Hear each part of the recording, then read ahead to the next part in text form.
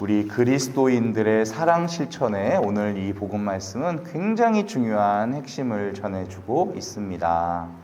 바로 착한 사마리아인이라는 것으로 잘 알려진 예수님의 비유 말씀인데요.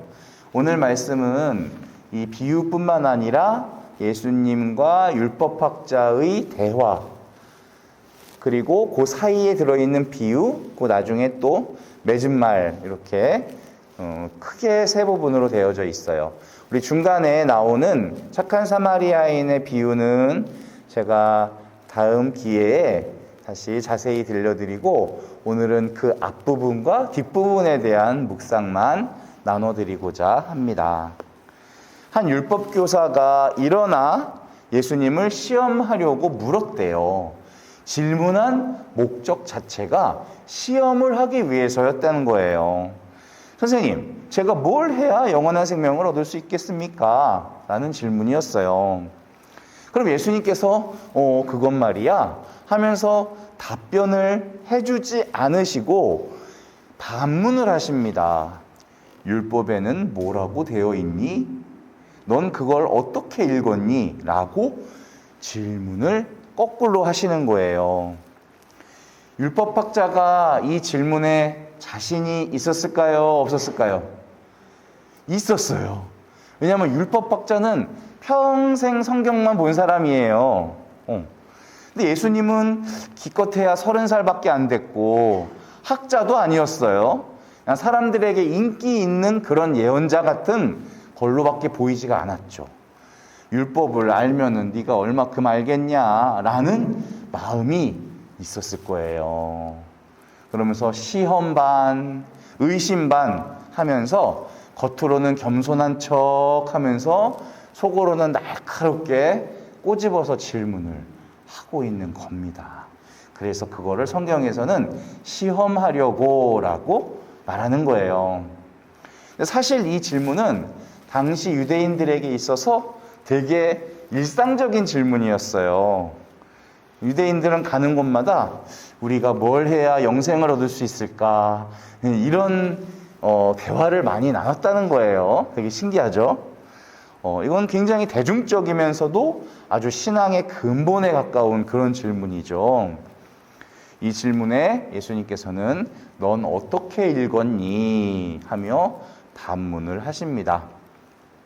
상황이 이제 바뀌는 겁니다. 율법교사가 답을 해야 돼요. 뭐라고 했냐면 내 마음을 다하고 목숨을 다하고 힘을 다하고 정신을 다해 주 너희 하느님을 사랑하고 내 이웃을 너 자신처럼 사랑해야 한다 라고 하였습니다.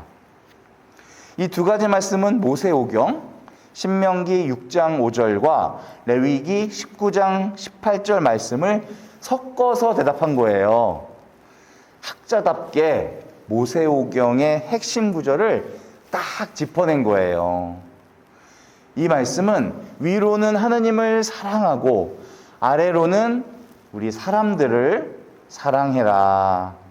또 신앙의 수직적, 수평적 차원을 잘 나타낸 표현이었고 10계명도 1계명부터 4계명까지는 하느님께 대한 계명이지만 5계명부터 10계명까지는 우리 인간에 대한 계명이었기 때문에 이 두 기둥을 아주 잘 요약해서 말했던 겁니다. 그래서 예수님이 그 대답을 인정해 주셨나요? 인정 안 하셨나요? 네, 인정해 주신 거예요. 아, 명대답. 브라보. 아마 성경엔 안 나왔지만 예수님이 박수까지 치셨을 수 있어요. 왜냐하면 성경의 그 많은 말씀 중에 딱 핵심을 짚어낸 거기니까. 거기에 너희가 이래야 영생을 얻는다라고 써있지는 않아요. 그 율법교사가 그걸 잘 골라낸 거예요. 아주 명대답이었습니다. 자, 28절을 보면 옳게 대답하였다. 아이고 그렇지. 모범답안이다. 예수님이 인정해 주시니까 이 율법학자가 어깨가 으쓱해졌겠죠. 그런데 그 순간 예수님께서 딱 한마디를 덧붙이십니다. 보통 이 말씀을 읽다가 저는 그냥 지나쳤었어요. 근데 이번에 묵상을 하면서 굉장히 중요한 부분을 놓쳤구나. 뭐라고 하셨냐면 옳게 대답하였다. 그렇게 하여라. 그러면 네가 살 것이다. 그래, 네가 정답을 아는구나. 그런데 네가 정말 정답대로 살고 있니? 그 정답대로 네가 살지 못한다면 네가 알고 있는 그 모든 것은 그냥 너의 인생의 짐만 될 거란다.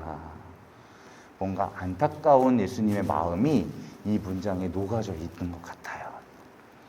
그냥 칭찬만 해주고 넘어가시면 좋을 것 같은데 그러실 수가 없었던 거예요. 참 대견한 율법학자에게 예수님은 중요한 것을 알려주고자 이제 하시는 겁니다. 이 율법학자에게 있어서 사랑이란 단순한 교리일 뿐이었어요. 삶의 실천이 아니고 내면의 진실한 신앙 고백도 아니었기 때문이었어요. 자, 옳게 대답하였다라고 하셨어요. 대답이 옳다는 거예요. 예수님이 대답이 옳다고 하셨지 너 자신이 옳다라고 하신 적은 없어요. 이 사람은 자기의 말로 옳은 것을 증명하고 싶었어요. 자기 삶으로가 아니라요. 어르신 여러분, 대답이 정답인 상황이 있고요. 그 사람 자체가 정답인 경우가 있어요. 어느 회사나 우리 요양원도 직원을 뽑을 때는 면접을 하죠. 면접. 그런데 면접을 보는 사람들의 공통점이 있어요. 뭐냐면 정답을 말하고 싶은 것. 그쵸? 아니 면접관들이 원하지도 않는 오답을 말하면 그거 안 되잖아요. 그런데 면접관이 진짜 찾는 사람은 대답이 정답인 사람일까요? 그 사람이 정답인 사람일까요? 사람이 정답인 사람이겠죠. 하느님이 우리에게 원하시는 거는 우리의 성경 지식이나 우리 머릿속에 있는 대답이 아니라 우리 삶 자체가, 인생 자체가 정답이기를 바라시는 거예요. 머릿속에는 정답을 갖고 있지만 그게 답으로 나오지 않기 때문에 우리는 제자리 걸음을 하는 경우가 많아요. 어르신처럼 땅에 헌금이 떨어져 있는 거를 주워드리는 이런 마음이 생기는 거잖아요. 내가 몸이 불편하더라도. 그게 머릿속에만 있으면 안 되고 이게 눈에 보이니까 행동으로 드러나는 거예요. 성경이 우리에게 주는 말씀 중에서 가장 많이 던지는 명령이 있어요. 그게 바로 뭐냐면 사랑하라예요. 엄청 들어보셨죠? 그럼 우리 한번 따라해 볼까요? 사랑하라. 네. 사랑하라. 감사합니다. 많이 들어보셨죠? 성경에서. 이건 명령이에요. 이거는 어떤 교리적으로 니들이 외워라가 아니잖아요. 성경에는 주로 두 가지 문장 형태가 나오는데 서술형과 명령형이에요. 질문형도 나오긴 하는데 별로 안 나와. 서술형은 우리가 알고 믿고 받아들이면 되는 교리적인 부분이에요. 근데 명령형은요, 우리가 지켜야 하는 윤리적인 부분이에요. 그래서 이것을 우리는 지킬 신앙이라고 말해요. 하느님이 당신을 사랑하십니다. 이거 서술형이죠. 우리가 알고 있으면 돼요. 믿으면 돼요. 그리스도를 믿으면 하느님의 자녀가 됩니다. 이것도 우리가 믿으면 돼요. 받아들이면 돼요. 그런데 말씀 중에는 명령형이 있어요. 너를 하느님이 기뻐하시는 거룩한 산제물로 드려라. 세월을 아껴라. 술 취하지 마라. 입에 더러운 말을 담지 마라. 이거는 다 명령형이에요. 이거는 내 삶에서 실천해야 되는 부분을 말하는 것이고, 그 명령에 대한 반응은 그저 끄덕끄덕이나 대답이 아니라 우리의 실천이어야 해요. 그런데 문제는 오늘 이 율법학자에게 있어서 사랑하라라는 말씀은 교리적인 개념이었던 거예요. 사랑이라는 단어를 자기 머릿속에, 교리 안에 묶어두었던 거죠. 그래서 예수님은 그 틀 안에 있던 사랑을 꺼집어내서 너 그렇게 살고 있니? 라고 물어보시는 거예요, 오늘. 율법학자는 이제 갑자기 또 수세에 몰리게 됩니다. 내가 지적으로 멋지게 대답을 하면 사람들이 날 참 괜찮은 놈이라고 생각할 것 같았는데, 갑자기 너는 그래서 그렇게 살고 있니? 라는 식의 질문을 받게 되니까 그 한마디에 이제 막 휘청거리고 흔들리기 시작하는 거예요. 율법학자에게 위기가 온 겁니다. 그래서 성급하게 자기가 옳다는 것을 증명하고 싶었어요. 그래서 성경에 어떻게 나왔냐? 자기가 정당함을 드러내고 싶어서라고 나와 있어요.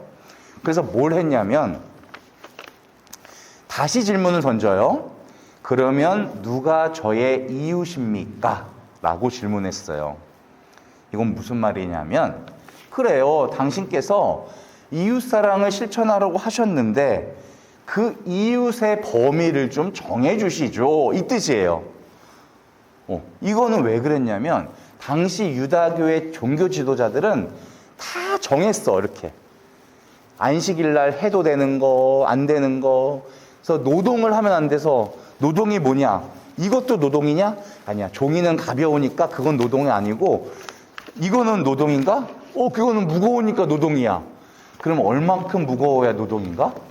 막 싸우다가 나중에는 바싹 마른 무화과 나무 열매 2개까지는 괜찮고 3개부터는 안 된다. 뭐 이런 식의 율법을 정해 놓는 거예요. 우리가 듣기에는 지금 말도 안 되지. 그들은 그것 때문에 엄청 싸웠어요. 뭐든지 정하는 걸 좋아해. 그러니까 예수님한테 그걸 좀 정해달라는 거예요. 이웃이 누군지. 자, 이해가 가시죠? 그러면서 다시 의기양양해집니다. 질문을 던졌으니까. 여기서 되게 중요한 거는요, 유다인들에게 있어서 이웃이라는 말은 자기 동족인 유다인만을 말하는 거였어요. 절대 이방인들이나 사마리아인은 절대 아니었어요. 이웃이. 같은 유다인이라도 세리, 창녀, 죄인들, 이런 사람들은 포함이 아예 안 되는 그런 개념이었어요. 이건 누구나 다 그렇게 생각했어요. 그러니 예수님의 대답 안에는 당연히 유다인만 끼어 있을 거라고 생각했겠죠. 당연히 그랬어요. 그런데 여기서 상상도 못한 예수님의 이야기가 나오는 거예요. 강도에게 당해 쓰러진 그 유다인에게 가까이 가질 않았다는 거야. 사제가 그냥 쑥 지나가고 레위인이 쑥 지나갔다는 거예요. 자, 여기까지 그 얘기를 들으면 이 율법학자는 생각했겠죠.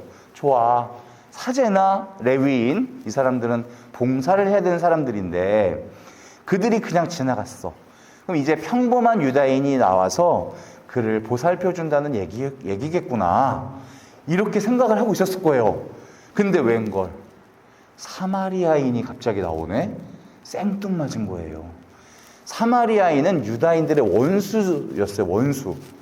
서로 성소 때문에 맨날 다투는 사이였고 서로 개만도 못한, 이런 동물보다 못한 취급을 했단 말이야. 갑자기 예수님이 사마리아인이 나타났다고 등장을 시키는데 이게 뭐지? 사마리아인이 그를 정성껏 보살펴 주시고, 기름, 진통제 효과예요. 그다음 포도주, 이거는 소독제 효과예요. 이런 거 붓고 싸매주고 여간에 데려다주고, 사마리아인이 그랬다는 거예요. 듣고 있었던 율법학자 마음이 어땠겠어. 기가 막힌 거죠. 얼굴이 불그락 했을 겁니다. 그런 그야말로 쌍놈들이 그럴 리가 없는데 예수님이 그렇게 예를 들어 드리고 주시고 있는 거예요. 가장 멸시하는 사마리아인. 자, 그 이야기는 건너뛰고요. 맨 뒤 36절입니다. 너는 이 세 사람 가운데에서 누가 강도를 만난 사람에게 이웃이 되어 주었다고 생각하느냐? 누구였어요? 당연히 사마리아인이죠. 이 이야기가 제목이 그래서 착한 사마리아인이잖아요. 이건 초등학생도 대답할 수가 있겠죠. 그런데 율법학자는 뭐라고 대답했죠? 이거 되게 신기한 거예요. 아니, 신기한 게 아니라 당연한 거죠. 대답은 해야겠는데 사마리아인이라는 말을 입에 담기가 싫은 거야. 아주 자존심이 상하는 거예요. 그러니까 말은 했죠. 그에게 자비를 베푼 사람입니다. 이렇게 돌려서 말을 해요. 정답은 알지만 정답을 말하기 싫은 그런 상황입니다.